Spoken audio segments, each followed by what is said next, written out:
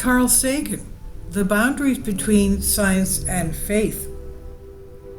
It's been years since we last heard Carl Sagan invite us to consider the possibilities that arise from the existence of billions of stars in space and billions of neuronal synapses in our brains.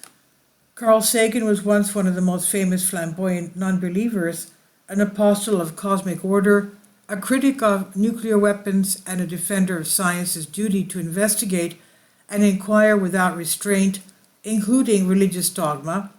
Carl Sagan died December 1996 of pneumonia. During his absence, the public debate on his favorite subjects, the fate of the planet, the beauty and mystery of the world, did not develop very well. Teaching the theory of the evolution of species in public schools has met with strong backlash.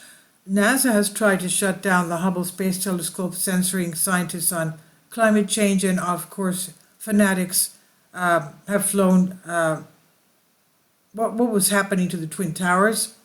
Now, from the grave, but now Carl Sagan is taking position in the public debate, even from the grave.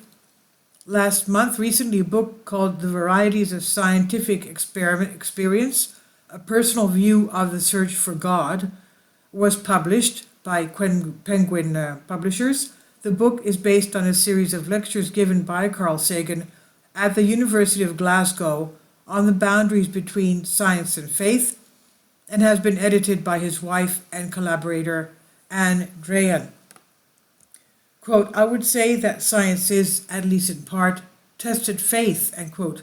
Sagan writes at the beginning of the book, which includes the history of cosmology, a travel guide to our solar system, and why there are hallucinogen receptors in the brain, and the meaning of potential discovery or not of extraterrestrial intelligent beings.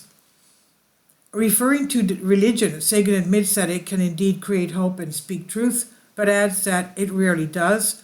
It's remarkable, says Sagan, that no nominally Christian state has applied hate, don't do otherwise to matters of foreign policy. According to Christian teachings, we must love our enemies. Nowhere does it say that we should kill their children.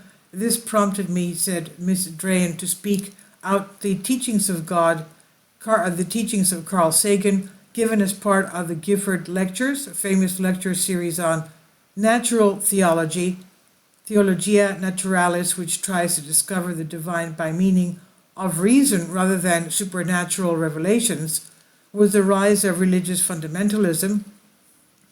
After 9/11, efforts to keep evolutionary theory from being taught in schools, Ms. Drayan says the fragile truce that had existed between science and religion since the time of Galileo began to be breached. Please leave your comments on this, and thank you for your support.